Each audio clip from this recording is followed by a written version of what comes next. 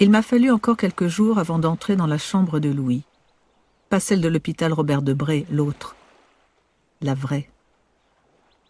Depuis le 7 janvier, je n'avais pas pu y pénétrer. J'avais fermé la porte et ne l'avais plus rouverte. Ma mère avait bien compris l'importance de cette pièce dans ma reconstruction psychologique et n'y avait pas mis les pieds non plus, respectant mon rythme, pour une fois. Puis je me suis sentie prête. Prête à affronter les posters de ses idoles, ses dessins tentant de reproduire ses héros favoris, son lit défait, le pyjama jeté en boule sur le bureau, son cahier de texte ouvert à la page du lundi 9 janvier. Je suis restée longtemps dans sa chambre. J'ai rangé, lentement, précautionneusement. J'ai décidé de laver le linge sale. En soulevant le matelas de Louis pour ôter le drap housse bleu ciel, j'ai entendu un bruit sec. Un objet venait de tomber sur le parquet. J'ai ramené le matelas de nouveau vers moi pour voir s'il y avait autre chose, mais il n'y avait plus rien. Je me suis alors mise à genoux sur le sol et étendu le bras afin de récupérer ce qui avait glissé. Il s'agissait d'un petit cahier broché format A5 dont on avait personnalisé la couverture à l'aide de stickers représentant les joueurs de football du moment. J'ai souri et ouvert le cahier. Sur la page de garde était inscrite la mention « Mon carnet des merveilles ». L'auteur de ces mots était mon fils. J'ai reconnu son écriture serrée et toujours malhabile malgré son âge. Une caractéristique de certains enfants précoces, m'avait-on expliqué. La pensée allant toujours plus vite que la main, l'écriture est souvent peu soignée, pour ne pas dire bâclée.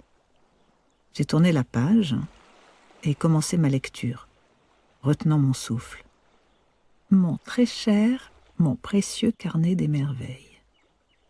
Je te confie la liste de toutes les expériences que j'aimerais vivre avant de mourir.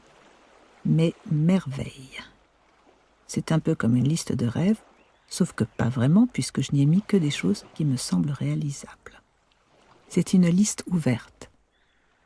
Je la remplirai au fur et à mesure, quand je penserai à quelque chose, à quelqu'un, à un truc cool ou un truc plus profond. Comme je ne compte pas mourir tout de suite, je t'ai choisi assez épais, mon très cher, mon précieux carnet des merveilles. C'est Isa qui m'a donné l'idée. Elle est sur la liste. Dormez bien, mes petites merveilles. Louis. Je ne m'attendais pas à ça. J'ai refermé le carnet, l'ai posé sur le bureau de Louis très vite, comme s'il allait me brûler les mains. Je me suis assise sur le tabouret qui lui faisait face et continuais à le scruter à distance. Antoine Griezmann me souriait de toutes ses dents rassurantes. Après avoir lu le titre sur la première page, je m'étais dit que Louis s'emballait un peu en qualifiant de merveille ces gars en short qui courent après un ballon. À l'intérieur du carnet, je pensais trouver des images de footballeurs semblables à celles de la couverture.